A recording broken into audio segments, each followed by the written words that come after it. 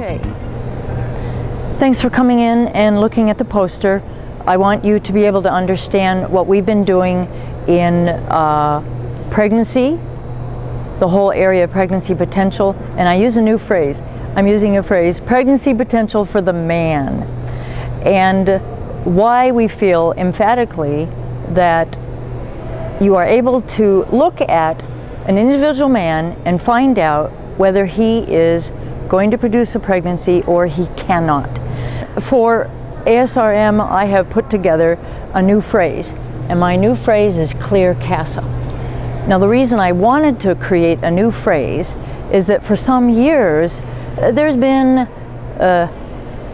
question marks that people have about how they're using their CASA, why they're not going to use a CASA, and some of their big stumbling blocks. All right. For many years I have looked at semen analysis.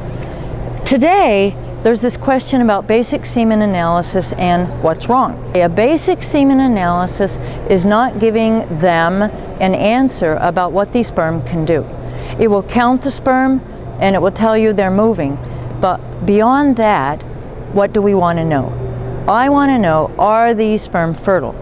Now, over the years I've been concerned about how they swim, hyperactivated patterns, and then the egg itself, how sperm bind to the zona pellucida. My interest right now is very practical.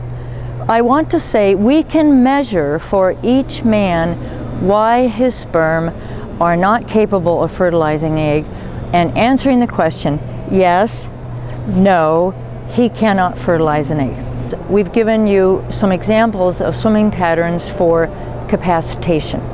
It means the tail is really whipping around. It's a very vigorous swimming pattern, and these sperm are associated with the time of fertilization and being around an egg. We have shown with humans that the same thing applies.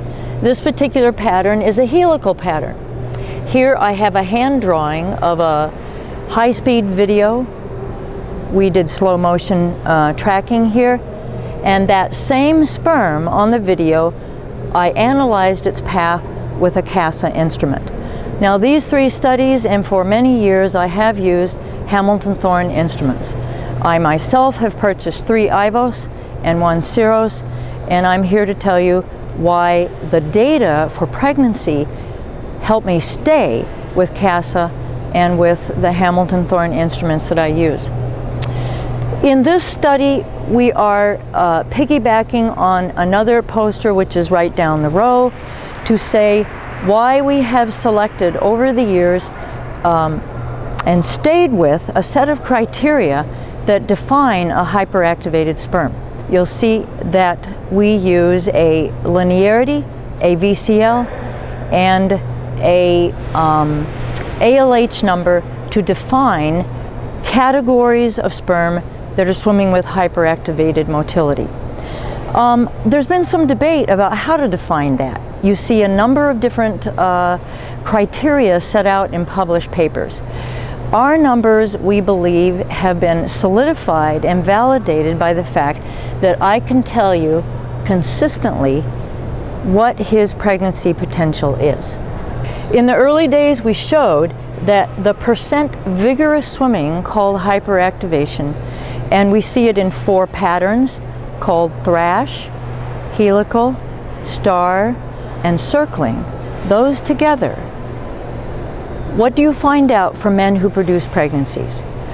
Over here we have the very earliest set of data, about 40-50 men who produce pregnancies, and in the diluted, early capacitated sperm, what was their hyperactivated motility? I want you to notice over on the left side here that there are none of the men showing 0% hyperactivation. There are none of the men showing 1% hyperactivation. We have a couple here at 2%, 3%, but the big change, the change comes at 5% hyperactivation.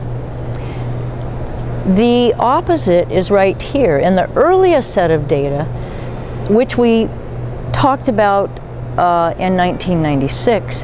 I want you to notice that for men who did not produce a pregnancy, their vigorous swimming hyperactivation is clustered in the far left.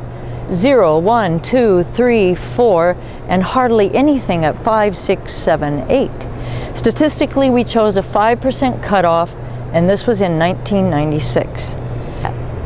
Now, I want to move you over to table 1 here, and this is the nitty-gritty. This is the key. This is why we believe that Clear CASA with capacitation endpoints, specifically hyperactivated swimming as a marker, will tell you if the man could produce a pregnancy or not. Out of 49 that produced a pregnancy, after we had interviewed them, we went back to their report from our laboratory. Did we say that they had a pass for hyperactivation or not?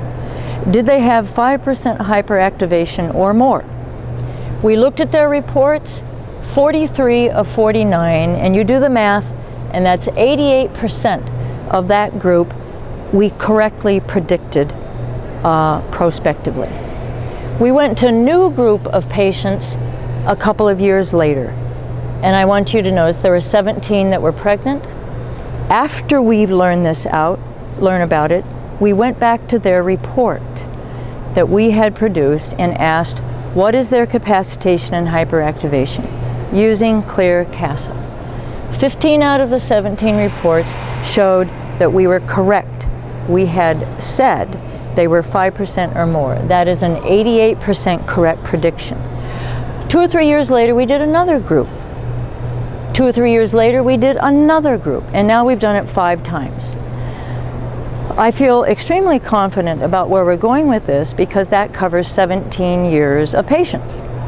Now, cumulatively, all 5 groups is 103 pregnancies out of about 400 cases, 90%. We state frequently that we can, with accuracy, predict pregnancies at a 90% level. Now, in conclusions, I just want to emphasize a few things. I've already said 103 pregnancies, 90% accuracy. Secondly, we use very rigorous and consistent protocols. And what do I mean by that? But Clear CASA for me means that every laboratory must validate what they're doing.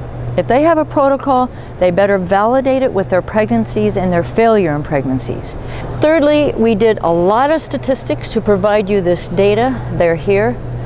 8 to 10 staff members. I'm just saying that over time, this did not change. CASA can be consistent and rigorous if that laboratory is consistent. We recommend this approach to other laboratories in order to validate what I believe is a plausible alternative to the basic semen analysis.